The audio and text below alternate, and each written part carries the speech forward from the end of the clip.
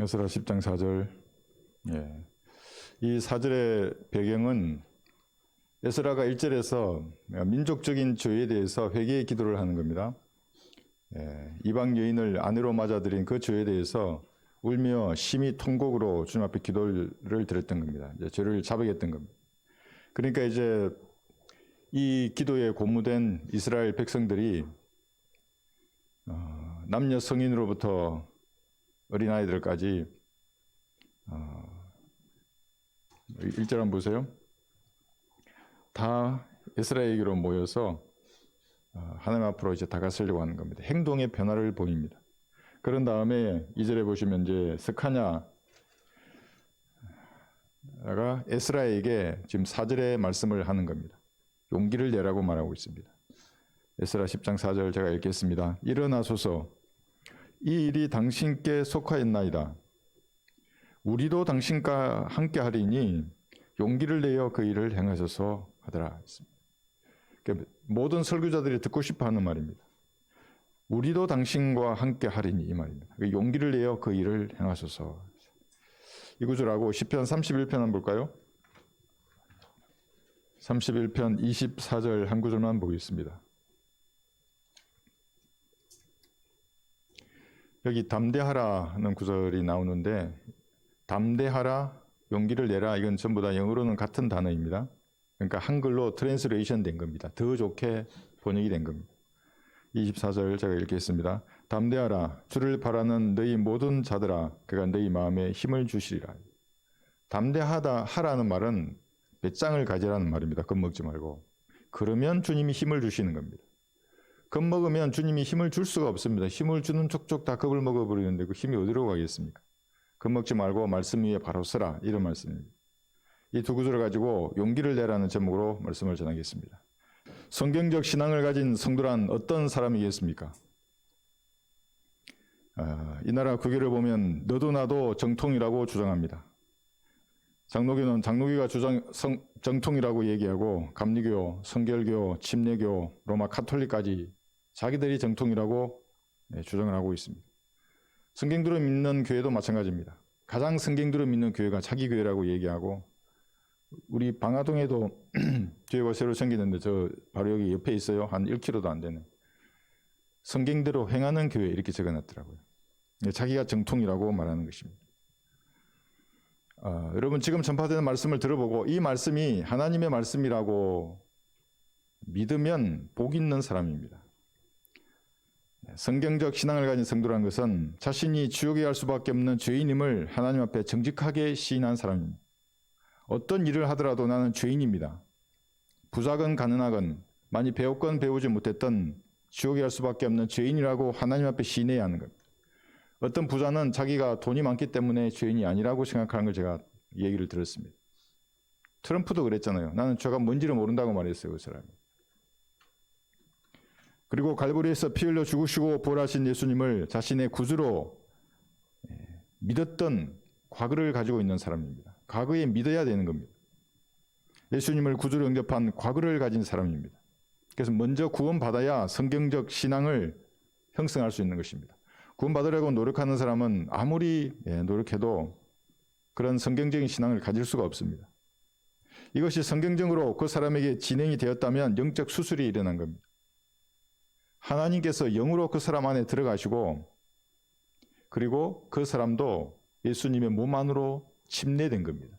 영적 침례를 받은 것입니다. 물 침례도 아니고 성령 세례도 아닙니다. 이런 말을 하는 사람들은 전부 마귀의 교리에 당한 사람들입니다.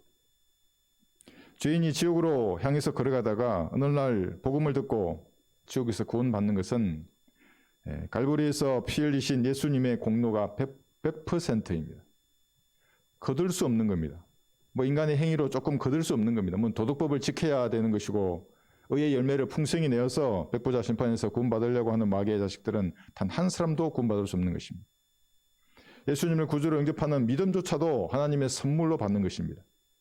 다만 어떤 사람들은 그 선물로 주신 믿음을 행사해서 예수님을 구주로 영접하는 것이고 어떤 사람은 선물로 믿음을 줬는데도 예수님을 구주로 영접하지 않기 때문에 지옥으로 가는 것입니다.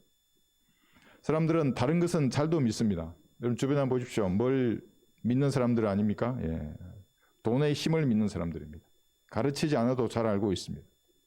권력의 힘을 믿고 남자나 여자를 믿습니다. 친구나 지인들, 일가 친척을 믿습니다. 조금 더 나가서 종교계의 사람들을 믿는 것입니다. 목사를 믿고 신부나 수녀를 믿고 중이나 보살을 믿습니다. 강아지나 고양이도 믿습니다. 확실히 이 중에서 가장 믿을 만합니다. 강아지나 고양이의 눈을 보셨습니까? 배신하지 않아요, 그들은.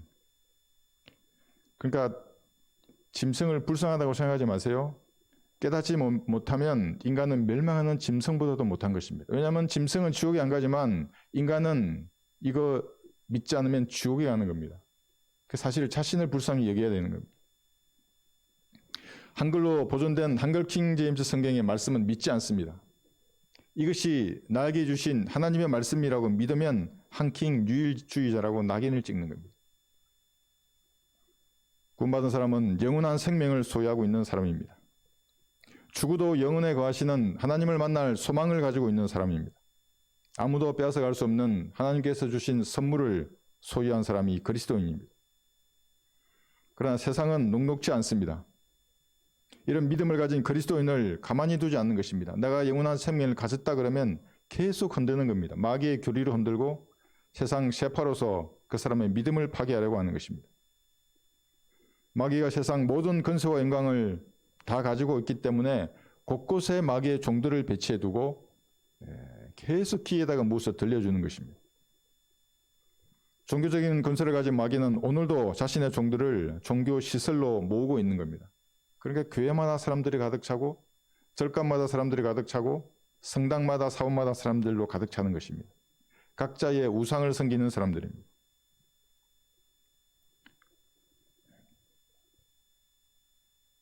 종교뿐만이 아니라 정치나 경제계, 사회 문화, 교육이나 언론, 출판의 모든 영역을 마귀의 종들이 실제적인 사람이 장악하고 있는 겁니다. 사람이에요, 그게. 영이 아니고. 유명 정치가 중에서 구원받은 사람은 거의 없습니다. 경제인, 사회의 저명인사, 베스트셀러 작가, 시인, 음악가, 교육감, 장군들 중에서 구원받은 성도는 눈을 씻고 찾아도 보이지 않습니다. 그들은 그리스도인에게 겁을 주기에 충분한 세력을 형성하고 있습니다. 밖에 나가보세요. 사회생활을 하면. 우리 여기 지금 현역 장교도 있지만은 부대 군인들 중에 구원받은 사람은 몇 명이나 되겠어요? 높은 사람들 가운데. 거의 없습니다. 그리스도인은 앞에도 마귀의 세력이 있고 뒤에도 마귀의 세력이 있고 좌우에도 적으로 포위되어 있는 사람들입니다. 그래서 성도는 오직 위에 계신 주님만을 신뢰해야 하는 겁니다. 자기 안에 계신 예수님만을 의지해야 합니다.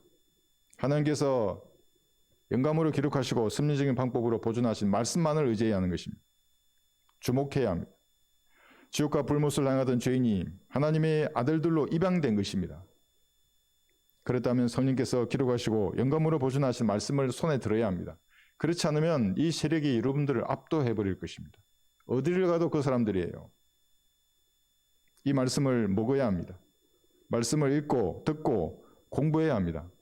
그렇지 못하면 적들에게 포위당한 채로 패배한 성도의 삶을 살 것입니다.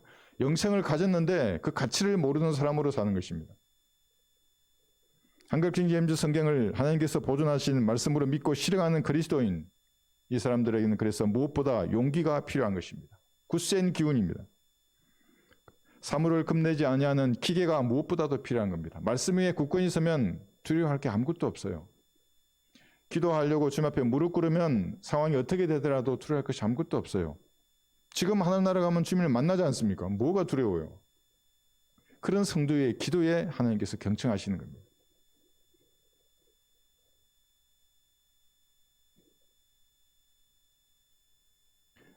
여러분에게 믿음과 실행의 최종 권위는 한글 킹 제임스 성경입니다. 단 하나의 권위입니다. 권위가 두 개가 되면 두 개의 권위 중에서 해석하는 사람이 하나님의 자리를 차지하는 것입니다. 성도에게 최종 권위는 목사가 아닙니다. 신부도 아니고 중도 아닙니다. 강사나 교수나 박사나 유튜버가 아닙니다. 당톡방이나 블로그에서 떠돌아다니는 그 허망한 말들이 아닙니다. 거대한 교단이나 교제권은 더더욱 아닙니다. 영어나 헬라어, 필사본, 무슨 독일어, 프랑스어, 이탈리아, 히브리어도 여러분에게 권위가 될 수가 없습니다. 참고 자료는 되죠, 그것들이. 한국 사람에게 살아서 역사하시는 말씀은 한글 킹 제임스 성경입니다. 성경적 신앙을 가지는데 구원받고 그 다음에 들어야 할 것이 이 말씀인 것입니다. 성도는 이 성경을 세대별로 올바로 나누어 공부하고 기도로 주님과 진지하게 교제하면서 찬양으로 주님께 영광 돌리는 것입니다. 찬양의 제물을 드립니다. 이 사람이 예수님의 피로 구원받고 성경적 신앙을 가지고 있는 그리스도인이라고 하는 것입니다. 순례자와 같은 인생에 무슨 소망을 두지 않습니다. 소망을 두지 않습니다. 본향을 향해서 매일 믿음의 선한 싸움을 싸우면서 앞으로 전진하는 것입니다. 단지 이 성경을 사용한다고 해서 그리스도인이라고 하는 것은 아닙니다. 이 성경, 한글 킹제임스 성경은 로마 가톨릭 교인 중에서도 쓰는 사람이 있어요. 안식 교인 중에서도 이 성경을 쓰는 사람이 있습니다. 불교의 중조차도 이건 킹제임스 버전을 인용하는 것을 제가 들었습니다. 왜냐하면 권위가 있거든요, 이 말씀에. 뭐 있어 보인다고요, 성경 말씀을 인용하면. 문장이 아름답고 수려하기 때문에 성경을 인용하려고 하는 것입니다. 저를 사탄과 같이라고 말하는 거대 교제권의 교회도 이 성경을 사용하고 출판까지 합니다. 그런데 저를 사탄이라고 비난하는 목사의 이름이 용입니다, 용. 근데 그 교회는 용이 2마리나 있습니다. 그래서 제가 쌍용교회라고 이름을 붙였습니다. 저는 쌍용 부대에는 근무해 봤어요. 그리스도인이 성경적 신앙을 고수하기 위해서는 용기가 필요합니다. 왜 용기가 필요한 것입니까? 여러분을 포위한 적들은 허술한 적들이 아닙니다. 거대한 세력을 가지고 있고 교활하고 졸렬합니다. 저 앞에서 겁내지 아니하는 기계와 배짱이 있어야 싸울 수 있는 겁니다. 하나님이 힘을 줄 수 있어요, 그렇게. 여러분은 이런 기계와 배짱을 가지고 있습니까? 부족하시면 오늘 주님 주시는 이런 용기와 담대함으로 충만해야 하는 것입니다. 그러면 주님이 힘을 더 주게 돼 있어요. 더 용기를 주는 겁니다. 주저앉아 있으면 아무 일도 일어나지 않습니다. 그리스도인은 영생을 소유하고 있습니다. 살아도 영생, 여러분 죽어도 영생입니다. 그러니까 진짜 여러분이 영생교예요. 그러니까 사이비가 또 영생교를 만들었잖아요. 영생교 보셨어요? 칼줄 맞춰가지고 박수 치면서 찬양하는 거. 영생을 가졌기에 그리스도인의 지상 삶은 성경대로 용감하고 담대히 하는 겁니다. 급정이가 된다면 자신이 가진 영생의 가치를 모르고 세상 사람들처럼 살 수밖에 없습니다. 여러분은 마귀들조차도 혀를 내두를 정도로 용감하게 싸워야 합니다. 그리고 가볍게 죽어서 예수님 앞에 서야 하는 것입니다. 마귀들도 말해야죠. 야, 저 사람은 미쳤다, 미쳤어. 건들지 마라. 건들면 더 미친 짓을 할 겁니다. 구령하고 은혜 복음 전하니까 북한에 복음 전도지도 보내고 건들지 못하는 겁니다. 한번 들어보십시오. 바울의 고백입니다. 만일 우리가 미쳤어도 하나님을 위한 것이요 정신이 온전하여도 너희를 위한 것이라. 고린도후서 5장 13절입니다. 미쳤다는 평가를 당연한 것으로 수용했습니다. 저도 그랬어요. 친구들이 미쳤다 그러길래 너는 뭐에 미쳤냐? 그럼 난 예수님이 미쳤다. 너는 뭐에 미쳤어? 술이냐? 쾌락이야? 뭐 네 권력이야? 이사자리야? 할 말이 없죠. 자기도 뭔가 미쳐있는 걸 자기도 알거든요. 사도행전 26장을 배워보십시오.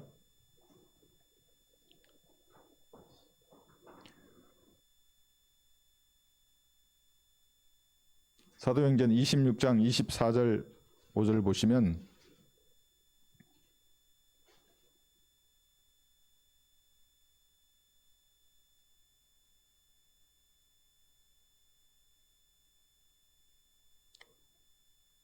네, 찾으셨죠? 사도행전 26장 24, 5절 페스토가 큰 음성으로 말하기를 바울아 내가 미쳤구나. 많은 지식이 너를 미치게 하였구나. 라고 하더라. 그러나 바울이 말하기를 페스토 각하 내가 미친 것이 아니요 다만 진리와 분별이 있는 말을 하고 있나이다. 진리와 분별이 있는 그리스도인의 말은 항상 세상을 격동시키고 소란케 하는 것입니다. 여러분이 성경적 말을 하면 듣는 사람은 격동하는 겁니다. 구원받기 전까지. 그가 진리를 위해 살겠다고 다짐하는 순간까지 여러분의 말은 그를 격동시키는 겁니다. 여러분의 집안을 격동시키고 직장을 격동시키고 길거리에서 만나서 복음 전할 때 마귀의 자식들은 그 말씀을 듣고 엄청나게 격동하는 겁니다. 속에서. 더 놀고 싶고 더 진창에서 뒹굴어야 하는데, 더 토사물에서 놀아야 하는데 왜 나를 뭐라고 하는 거지? 내가 미쳤구나, 이렇게 말하는 사람들입니다. 그러나 사실은 세상과 손잡고 지옥과 불못으로 향하는 그 사람이 미친 사람입니다. 그렇지 않습니까? 구원받았다면 그리스도의 심판석에서 빈털털이 거짓골로 서서 공포와 수치에 떨고 있을 그 사람이 미친 사람입니다. 그렇지 않습니까? 다만 여러분들은 진리와 분별 있는 말을 할 뿐입니다. 28절 보시면, 그래서 아그리파가 바울에게 말하기를 내가 나를 설득시켜 거의 그리스도인이 되게 하려 하는도다 라고 하니. 거의 그리스도인. 그리스도는 아닙니다. 이 사람은 거의 구원받은 사람, 구원받은 사람이 아닙니다. 거의 성도 아니에요. 구원파에서 놀다가 실정이 나서 신천지로 옮겼다가 다시 우리 교회로 왔던 여자가 있었습니다. 저에게 복음을 듣고 전화로 무릎 꿇고 영접 기도도 했어요. 보이지 않으니 어떻게 자세로 영접 기도하는지 모르지 않습니까? 그래, 예전에는 짬뽕을 먹으면서 영접 기도하는 사람도 있었어요. 그 옆에 우리 성도가 보고 있었잖아요. 진짜로 구원받는 사람도 있습니다. 전화로. 근데 가짜도 있는 것입니다. 그런데 어느 날 제가 어떻게 구원받았냐고 물어보니까 구원파 다닐 때 구원받았답니다. 그러면 그때 전화로는 왜 기도했냐고. 뭐 하라고 하시니까 했다고. 이 구원받을 수 있는 사람입니까 이게? 거의 구원받으려다가 마귀의 자식에 머문 사람인 것입니다. 안타깝죠. 이단 사이비 교리를 공부한 사람은 말씀을 들어도 그들 식으로 듣는 겁니다. 구원파 식으로 들어요. 내가 믿으라 그러면 깨달아라 이렇게 하는 거예요. 죄에 대해서 막 얘기하면 죄는 없어, 십자가에서 다 제거했어, 구원파 식으로 듣고 신천지 식으로 듣는 겁니다. 성령님의 특별한 역사가 있는 사람은 구원받고 진리의 지식에 머물 수 있습니다. 우리 교회도 있지 않습니까? 그래도 성령께서 역사하시니까 진리를 알아보고 하나님을 섬기는 겁니다. 구원받았으면 영적인 수술이 여러분 안에서 일어난 것입니다. 38가지의 변화를 성령께서 직접 다 수술하셔서 이루어내셨어요. 내적 변화라고 하는 것입니다. 이것이 일어난 사람은 언행에서 드러나는 겁니다. 이제 악한 양심이 아니에요. 구원받기 전에는 악한 양심이었는데 이 변화와 함께 선한 양심으로 바뀌었기 때문에 들어보면 알아요. 조금 지나면. 그러나 그런 적이 없는 사람은 공통적인 특징이 있는데 그게 뭐냐면 자기 말만 하는 겁니다. 1-2시간 동안 계속 말만 해요. 제 기가 터지는 줄 알았어요. 이런 종교인들은 외형만 그리스도인으로 살려고 하기 때문에 성경적 신앙을 견지한 그리스도인이 어떻게 살아야 하는지를 전혀 모르는 것입니다. 자기 인생의 문제는 진지하게 주님과 기도함으로써 해결해야 하는 것입니다. 그리고 도전을 받았잖아요. 설교나 말씀을 통해서. 그러면 기도로 여러분의 인생의 문제를 주님 앞에 정연하게 말씀드리는 겁니다. 그러면 다 해결해 주세요. 이 말의 의미를 아는 사람하고 모르는 사람으로 나뉘는 겁니다. 아는 사람이 성도라고 하는 겁니다. 그리스도인이에요, 이 사람이. 제가 목이 나가도록 아무리 외쳐도 소용이 없어요. 여러분들이 주님 앞에 무릎 꿇고 거짓 없이 아뢰일 때에 그때 시작되는 겁니다. 주님과의 동행이. 그렇지 않으면 자기 말을 들어주고 공감하는 사람을 계속 찾는 겁니다. 방랑자들입니다. 구원받으려면 자신이 죄인임을 정직하게 시인하고 마음을 다해서 갈보리에서 피 흘려 죽으시고 부활하신 예수님을 구주로 믿는 것입니다. 이걸 그냥 한마디로 말하면 하나님 감사합니다. 여러분 그러신 적 있습니까? 구원받은 이후에 나 같은 죄인을 구원해 주셔서 하나님 감사합니다. 그 한마디에 다 들어있는 것입니다. 마음을 다하여 어린아이처럼 믿으면 구원받는 것입니다. 그래서 성경에도 기록해 두셨어요. 만일 당신이 마음을 다하여 믿으면 합당하니라. 사도행전 8장 36절입니다. 이 말씀이 근성으로 예수님을 영접기도 따라하는 사람들을 지옥에 던지는 말씀들입니다. 백보자 심판에서 하나님께서 패주실 거예요. 나 영접기도 그때 따라했는데요. 이거 탁 패요. 사도행전 8장 36절. 야 이거 봐봐. 네가 마음을 다하여 기도하지 않았잖아. 부자니까 나는 죄인이 아니라고 생각한다고요. 어리석지 않아요, 왜? 신천지식 영접기도, 구원파식 영접기도, 은사주의식 영접기도를 중얼거렸다면 그 사람은 거의 구원 받으려다가 지옥에 던져지는 사람이 될 것입니다. 그리스도인은 사도 바울과 같은 용기와 담대함이 넘쳐나야 합니다. 전장에서 죽음을 각오하고 용감하게 싸우는 전사의 눈빛에는 승리에 대한 확신이 차 있습니다. 그런 군인들이에요. 저도 선배들, 후배들, 동료들 지금도 존중해요. 그 사람들. 그 점에서는 군받지 않았어도 두려움이 없어요. 그 사람들은 정말로. 전투복을 입고 전장에 나가거나 실제 상황으로 나가잖아요. 눈에 불이 반짝여요. 죽으면 영원히 산다고 믿어요. 아닌데도. 그의 종교가 군대라는 겁니다. 그 사람은. 그러나 진짜 영생을 가진 여러분의 눈빛은 어떻게 해야 되겠습니까? 반짝여요. 저도. 뭘 두려워하는 겁니까? 세상에서 일어난 일들을. 어디가 아프고 배고프고 외로움을 느끼는 자신조차도 동정하지 않습니다. 비록 싸우다가 자신이 죽을 수는 있어도 부대가 승리한다는 확신에 차 있습니다. 저도 확신에 차 있었어요. 현역 때는. 죽으면 죽는 것이죠. 그게. 재림 때 여러분이 속한 부대의 그림이 현관에 걸려 있습니다. 여러분의 부대예요. 여러분 승리한 그 부대에 여러분이 들어있을 것입니다. 피에 젖은 말을 타고 피가 튄 옷을 입고 있을 것입니다. 여러분의 결말은 승리입니다. 지상 삶을 어떻게 살더라도 구원받은 성도는 승리의 함성을 올리버산에서 외칠 것입니다. 이 사실을 믿는다면 지상 삶을 사는 동안 용감하고 담대해야 합니다. 어디 연연할 필요가 전혀 없어요. 들어보십시오. 세상은 그들이 살만한 데가 못 되었으므로 그들은 강야와 산속과 토굴과 동굴에서 유리하였느니라. 히브리서 11장 38절입니다. 이것이 성도라고요. 세상과 친구되지 않는다고요. 성도는. 성도는 진영 밖에 있는 사람들입니다. 세상이라고 하는 이 진영 안에서 타협하지 않습니다. 그들로부터 수치와 조롱을 받고 범죄자 취급을 받을지라도 성경적 신앙에서 단 1cm도 양보하지 않는 것입니다. 그것이 그리스도인이라고 하는 것입니다. 고계란 이름입니다. 예수님도 범죄자 취급을 받았습니다. 들어보십시오. 또 그는 범죄자들과 더불어 헤아림을 받았으나 그가 많은 사람의 죄를 지며 범죄자들을 위하여 중보하였습니다. 이사야 53장 12절의 말씀입니다.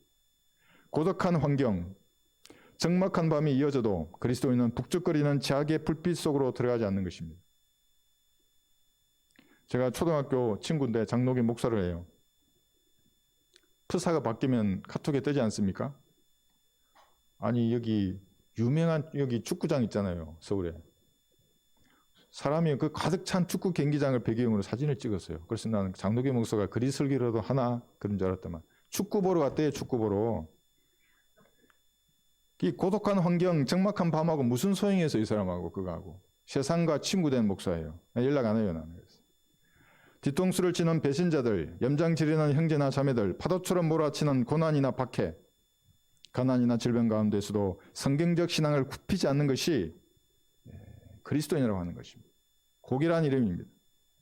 그러므로 우리도 그의 수치를 짊어지고 진영 밖에 있는 그에게로 나아가자. 히브리서 13장 13절입니다. 하나님 앞에 영광을 돌릴 수 있는 유일한 것이 성경적 신앙을 고수하면서 받는 고난과 박해입니다. 그럼 하나님이 영광을 받으신다고요. 그때. 거대한 교제권이나 교단에 가입된 사람들, 추종자들에게 둘러싸여 반성경적인 길을 걷는 그들은 비겁한 겁쟁이들입니다. 한번 들어보십시오. 담대하라. 용기를 내라는 말입니다. 배짱을 가지라는 말입니다. 겁먹지 말라는 말씀입니다. 그리고 우리가 우리 백성과 우리 하나님의 성읍들을 위하여 남자답게 싸우자. 주께서 좋게 여기시는 대로 행하시리라. 영적인 전쟁에서는 남자같이 싸우는 겁니다. 자매님, 난 남자를 잘 모르는데 그러면 성경을 읽으면 돼요. 읽으면 읽을수록 예수님을 닮아가는 겁니다. 그래서 영적 전쟁에서는 구원받은 사람이라면 누구든지 남자처럼 싸우는 겁니다. 그러므로 지상 삶을 사는 동안에 남자답게 담대하게 배짱을 가지고 살아야 합니다. 전쟁의 결과는 주님께서 좋게 여기시는 대로 이루실 것입니다. 살아도 영광이고 죽어도 주님께 영광일 뿐입니다. 이것이 그리스도인들입니다. 여호수아 2장을 보겠습니다. 용기라는 단어가 처음 성경에 등장한 구절입니다. 여호수아 2장 11절.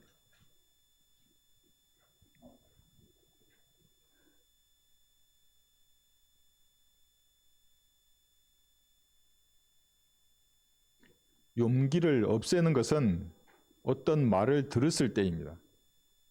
그것을 대응하지 못하면 용기가 사라져 버립니다. 여호수아 2장 11절에 보시면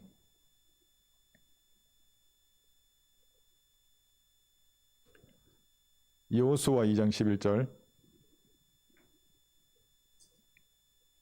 여기 우리가 그러죠. 우리는 여리코 성읍 사람들을 말합니다. 이런 일을 듣자마자 우리의 마음이 녹았고 너희로 인하여 누구에게도 아무런 용기가 남아있지 않았으니 이는 주 너희 하나님은 위로는 하늘에 아래로는 땅에 계신 하나님이십니다.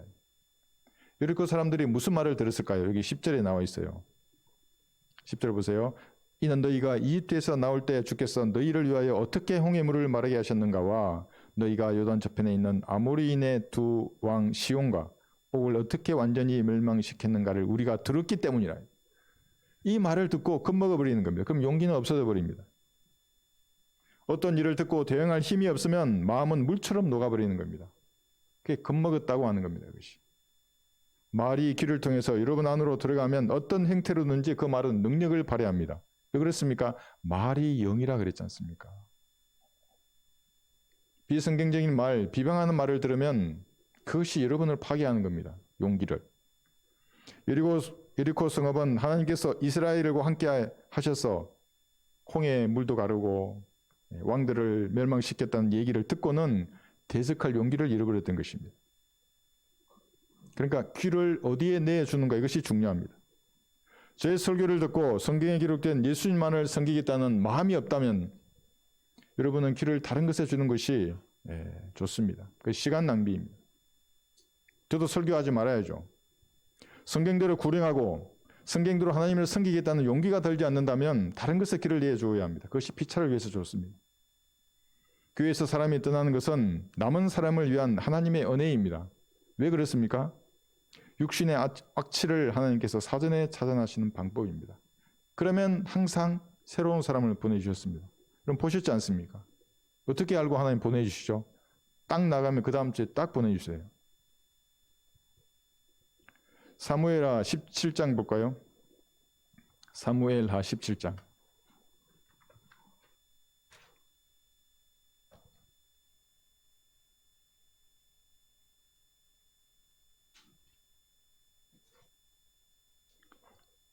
구절 보시면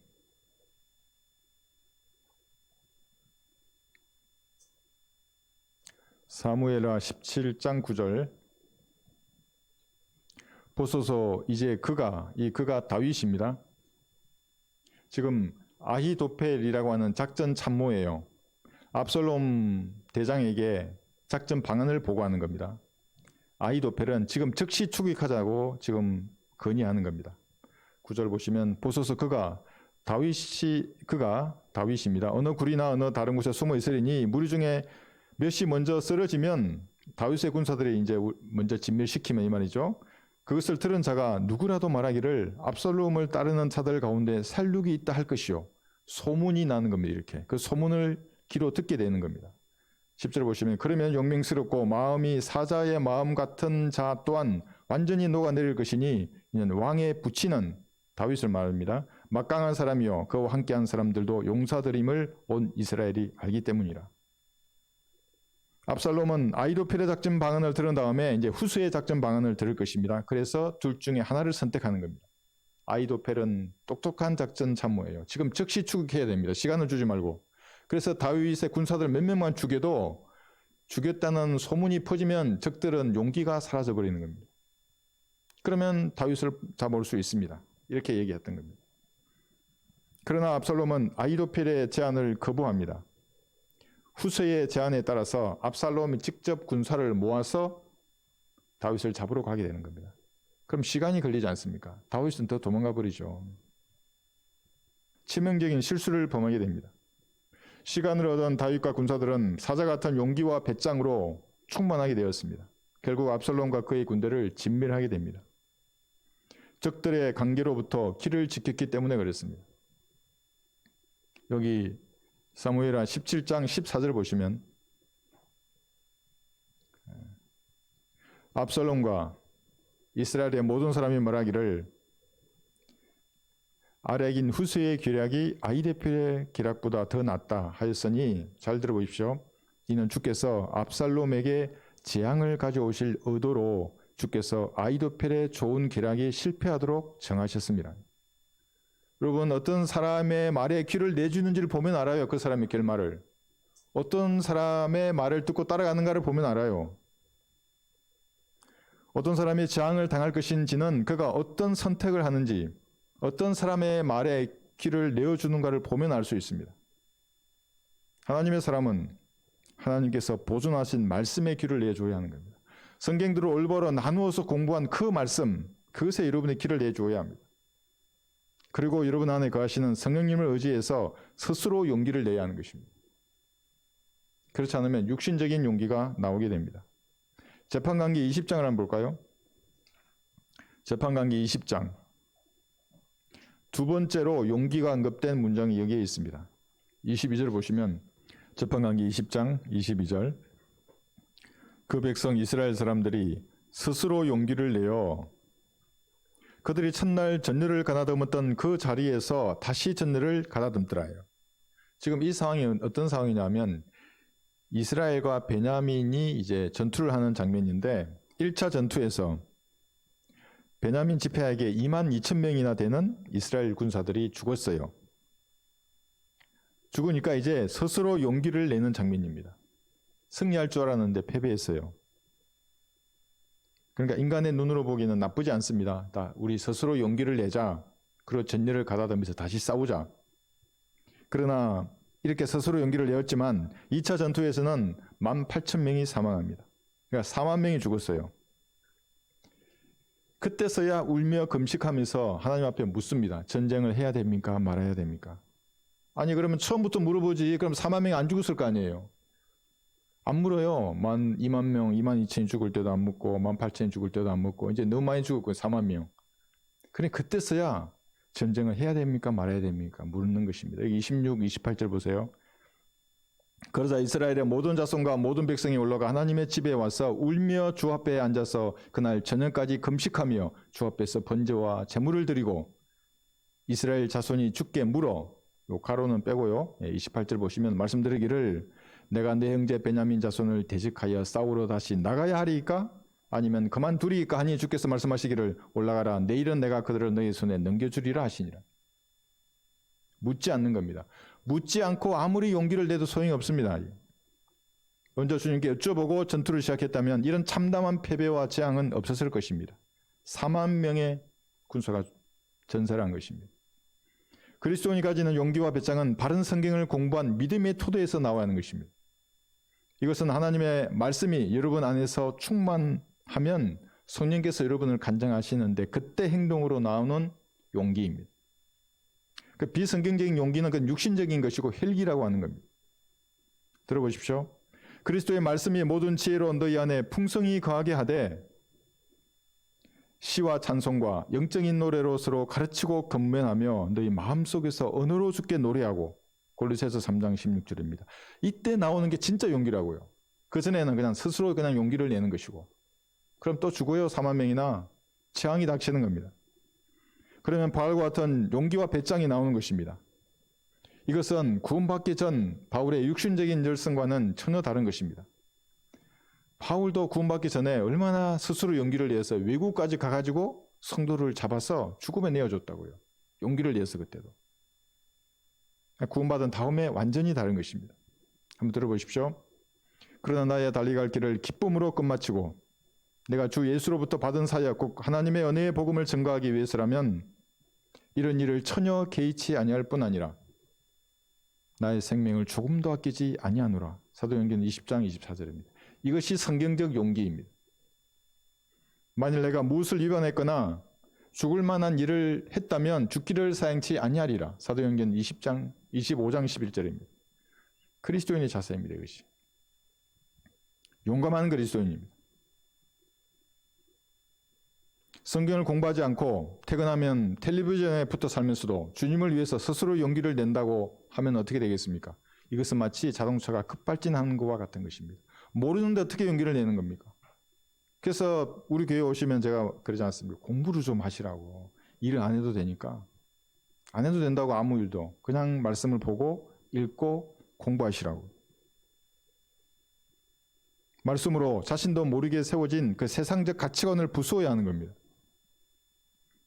육신적인 생각의 진지를 포크레인으로 허물어야 합니다. 그리고 말씀으로 성공적 사고의 틀을 다시 건축해야 하는 겁니다. 그렇지 못하면 때가 되면 급발진하는 겁니다. 그럼 지체들에게 상처를 주고 이상한 데로 가는 것입니다. 충분히 말씀을 공부하면 거기서 나옵니다. 성경적 용기와 배짱이 나오는 것입니다. 두려워하지 않아요. 예. 그때 성경적 용기와 담대함에서 나오는 한마디의 기도, 이것이 에스라가 했던 그 기도입니다. 입에서 나오는 한마디의 말은 땅에 떨어지지 않는 것입니다. 마귀의 세력이 떨게 됩니다. TV만 보다가 다른 사람한테 말하면 아무도 안 들어요. 예, 똑같은 말하고 있는데 왜 들겠습니까, 마귀가. 그러나 여러분이 기도와 말씀 가운데 바로 서서 하는 그 말은 마귀의 세력을 떨게 하는 것입니다. 마귀들이 마음이 녹아내려서 싸울 의지를 잃어버릴 것입니다. 도망치는 것입니다. 누가 이런 그리스도인이 되어야 하는 것입니까? 여러분이 되어야 합니다. 무슨 신천지, 구원파, 칼빈주의, 알미니안주의, 험정력, 표킹, 근본킹 이런 거 쓰는 사람들, 지적 우월주의자 이런 사람들, 어떻게 이들은 생명을 걸고 성경적 용기와 배짱을 가지고 마귀를 대적할 수 있겠습니까? 불가능한 일입니다. 세상과 추종자들에게 인정받고 돈이나 벌다가 예수님 앞에 거짓글로 설 사람들입니다. 담대하라가 처음 기록된 문장은 민수기 13장에 있습니다. 한번 보십시오.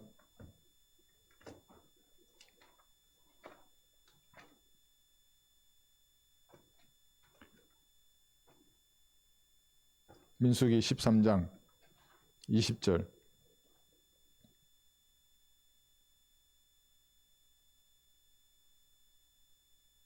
똑같은 말입니다. 용기를 내라는 말입니다. 겁먹지 말고 배짱을 주특히 가지라 이 말입니다. 담대하라.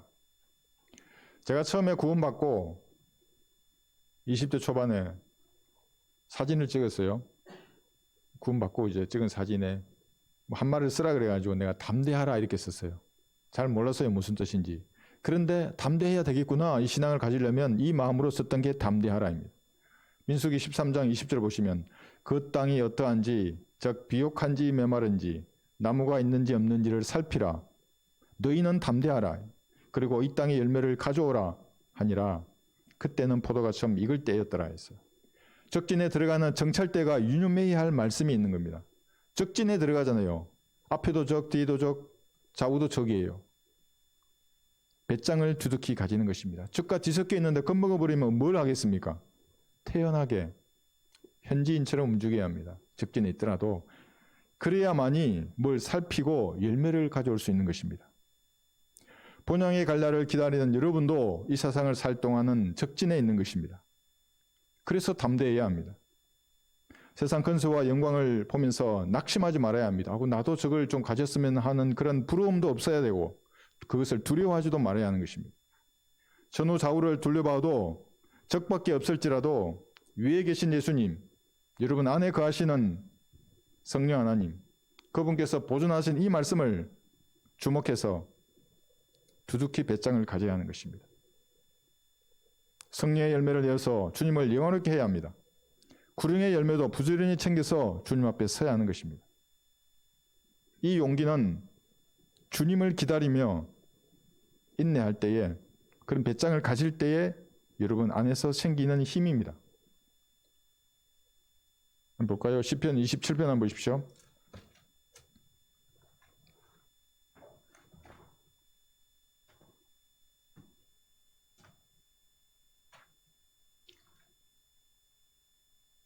기다려야 됩니다.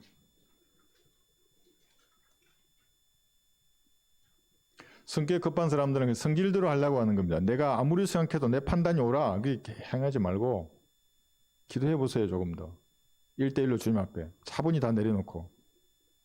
시편 27편 14절 너는 주를 기다리라.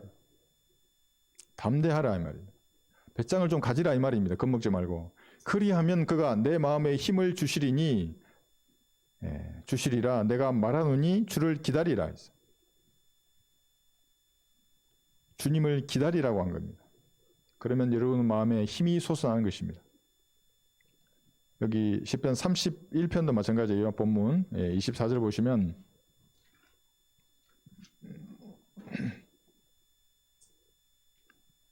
여기 또 담대하라 그랬습니다. 주를 바라는 너희 모든 자들아 그가 너희 마음에 힘을 주시리라. 뱃장을 가지고 주님을 기다리면 힘을 주실 것입니다. 그건 육신의 기질과 성질대로 행하면 때가 되면 힘없이 포기하게 되는 겁니다. 급발진 차량들 여러분 보셨습니까? 뉴스에 많이 나오더라고요. 막 그냥 차가 앞으로 가지 않습니까? 이게 육신적인 열성도 이와 같은 것입니다. 처음에는 너무나 빠르게 앞으로 나가는 겁니다. 이 제어가 안 되죠. 그러니까 항상 사고로 끝이 나는 겁니다. 이 육신적인 열성은 이렇게 되는 겁니다. 그러나 여러분은 말씀의 충만함으로부터 나오는 그 열성으로 주님을 섬겨야 하는 것입니다. 사도행전 28장 한번 볼까요?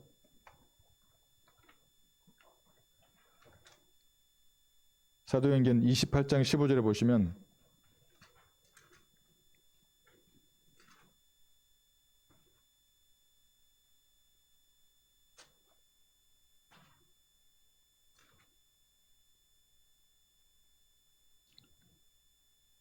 바울이 용기를 얻었습니다. 자신을 만나러 오는 형제를 바라보고 용기를 낸 것입니다. 사도행전 28장 15절 거기서부터 형제들이 우리의 소식을 듣고 아피오 광장과 새 예공까지 맞으러 나오니 바울이 그들을 보고 하나님께 감사드리며 용기를 얻더라. 오늘 우리 형제님 오시고 우리 형제 자매님 오셨지 않습니까? 용기가 나는 겁니다. 다른 성도들은. 지금 이들은 88km를 걸어서 로마에 있던 바울을 만나러 왔습니다. 아마 노숙을 하면서 2박 3일을 걸었을 것입니다. 이런 열성적인 형제들과의 만남은 바울에게 용기를 주었던 것입니다. 그리스도 안에서 형제와 자매의 교제는 힘과 용기를 심어줍니다. 그리스도인의 교제라는 것은 불평하고 험담하는 거 아니에요. 비방하고 이런 거. 이건 마귀들의 교제입니다. 그리스도인들은 서로를 세워주고 기도하고 하나님을 높이는 것입니다. 간증을 나누고. 불평은 자기 안에서 해결되지 않은 죄가 있다는 반증입니다. 뭔가 주님과의 교제 가운데 문제가 있는 사람이 불평을 하게 됩니다. 마귀의 거점을 깨지 않고는 교회를 20년, 30년 다니도 아무런 소용이 없는 것입니다. 미성숙한 그리스도인이 됩니다. 마귀에 가만두지 않아요. 때가 되면 이용하는 겁니다. 그것을. 다시 본문 에스라 10장을 보겠습니다.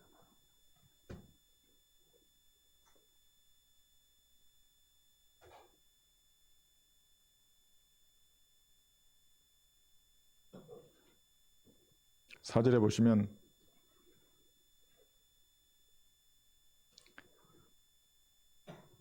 일어나소서 이 일이 당신께 속하였나이다.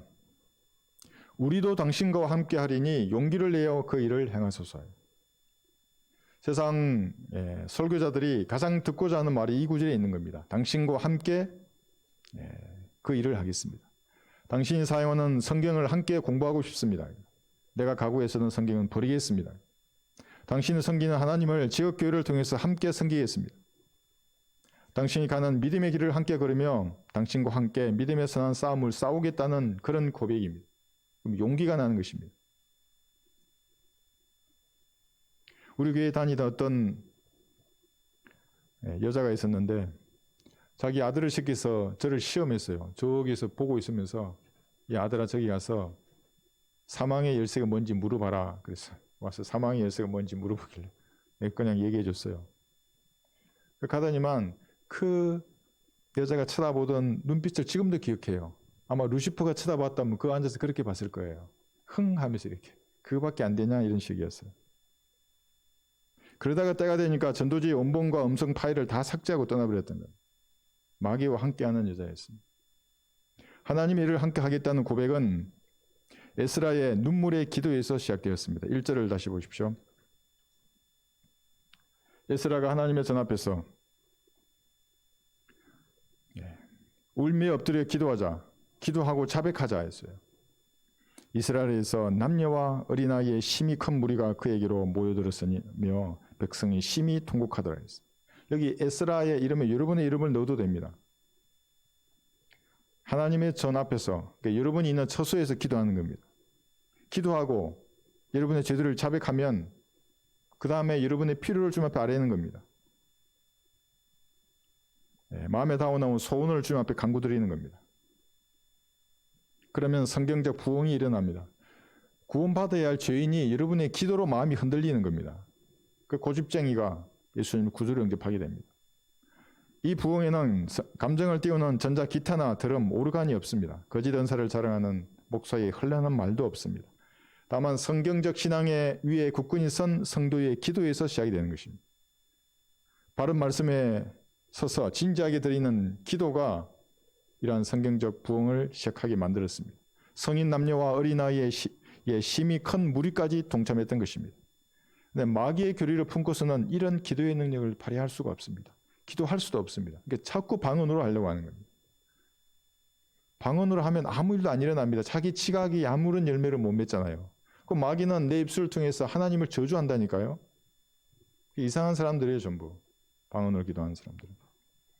여러분이 용기를 내고 담대함으로 말씀 위에 서 있을 때 드리는 그 기도는 능력이 있습니다.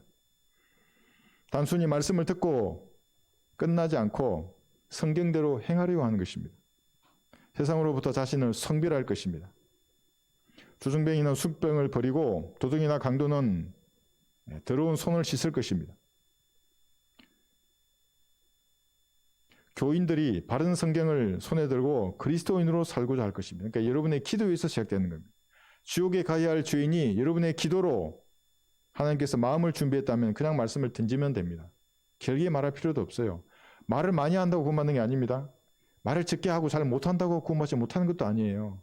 그런 거 해보셨나요, 여러분? 개인 구령할 때 이 사람은 구원받을 것 같아. 이제 너무 내 말도 너무 잘 나오고 성경 구절도 너무 잘 떠올라. 이 사람 표정도 너무 좋아. 내 말을 다 이해한 것 같아. 자, 이제 기도하면 됩니다. 기도하시겠습니다. 싫어요 하고 그거 있어요. 그 얼마나 안타까워요. 20분이나 말했는데 딴 사람한테 이걸 말했으면 구원받았을래. 아니 뭐라고요? 아니 그 잘 이해하고 뭐 이렇게 하신다던데 왜 안 받아들여요? 자기는 뭐 이렇게. 성도는 용기를 내야 합니다. 어떤 상황에서도 담대해야 합니다. 성경적 믿음과 배짱을 가지고 세상과 맞서야 하는 것입니다. 여러분의 육신과 맞서고 마귀의 세력과 당당히 맞서서 승리해야 합니다. 그래야 주님이 영광을 받으시는 겁니다. 이것이 배교의 시대를 살아가는 그리스도인의 자세입니다. 뒤통수를 친 사람이 있으면 미워하지 말고, 여러분이 배신한 사람이 있습니까? 미워하지 마시고 공의의 하나님 앞에 이름을 아뢰면 되는 겁니다. 그리고 다 털어야 돼요. 미워하지 말아요. 더 이상. 하나님 앞에 이름을 아뢰면 됩니다.